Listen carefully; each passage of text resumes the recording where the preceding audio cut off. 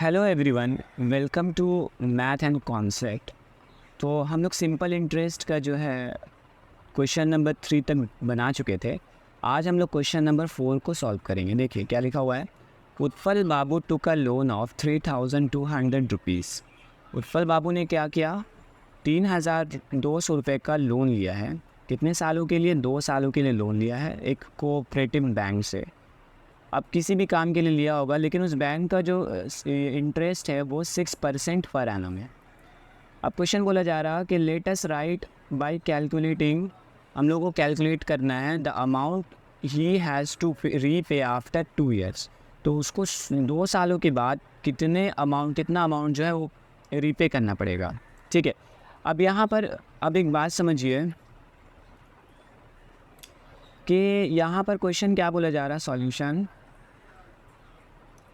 यहाँ पर जो है अमाउंट के बारे में बात किया गया है। अमाउंट कितना उसको पेमेंट करना पड़ेगा। आपको मैं बता चुका हूँ कि ये जो अमाउंट है इसका मतलब क्या होता है। अमाउंट का मतलब होता है सिंपल इंटरेस्ट प्लस प्रिंसिपल। ठीक है। तो प्रिंसिपल और सिंपल इंटरेस्ट दोनों मिलकर होता है। तो प्रिंसिपल आपका गिवन है कि नहीं है बताइए। प्रिंसिपल आपका गिवन है ₹3000, 3200 रुपीज़ गिवन है। और रेट भी यहाँ पर आपको गिवन है। रेट कितना है? 6% है। और साथ ही साथ यहाँ पर टाइम भी गिवन है। टाइम कितना हो जाता है? 2 ईयर्स। टाइम कितना है? 2 ईयर्स का टाइम यहाँ पर दिया गया है। तो आपको एकदम सिंपल हो जाता है। आपको क्या करना है, बस सिंपल इंटरेस्ट निकालना है। सिंपल इंटरेस्ट निकालने के बाद प्रिंसिपल से ऐड कर देना है और आपका अमाउंट निकल जाएगा। तो अमाउंट का मतलब यही होता है। अमाउंट का मतलब आपने क्या करना है, वो पैसा जो कि आपको एट दी एंड बैंक में जाके जमा करना है कि आपने जो लोन लिया था। तो 3200 रुपीज़ आपने अगर लोन लिया है तो क्या 3200 ही रुपीज़ जो आपको जमा करना पड़ेगा बैंक में जाकर?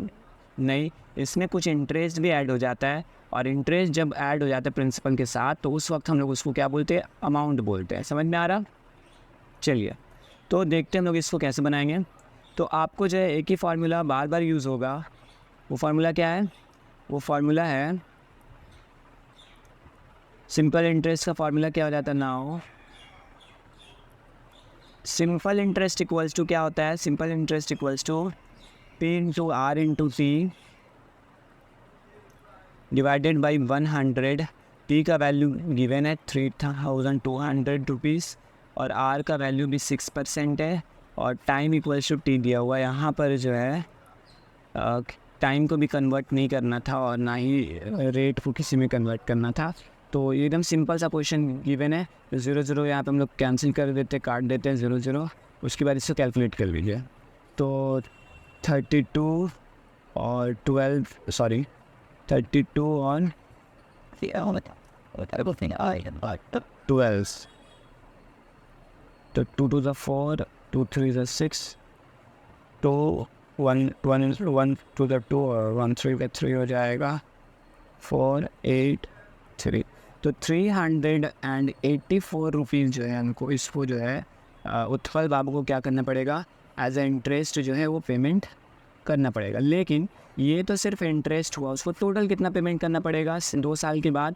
तो 2 साल के बाद जो टोटल उसको अमाउंट पेमेंट करना पड़ेगा। ठीक है। तो अमाउंट का फार्मूला क्या होता है?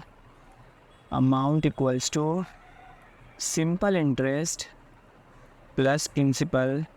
सिंपल इंटरेस्ट कितना है? 384 और प्रिंसिपल कितना है? प्रिंसिपल देखिए आपका कितना यहाँ पे दिया हुआ है 3200 रुपीज़। तो 3200 रुपीज़ जो ऐड करेंगे ये टोटल हो जाएगा 3584 रुपीज़। ये क्या हो जाएगा? इसका टोटल अमाउंट हो जाएगा। इसको जो है ऊपर पेमेंट करेगा। तो यहाँ पे हम लोग लिखेंगे, तो यहाँ पे हम लोगों को क्या लिखना पड़ेगा? हम लोगों को यहाँ पे लिखना पड़ेगा कि उत्पल बाबू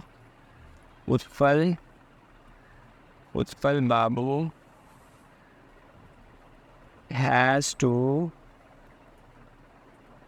to pay rupees 3584 है ना, has to pay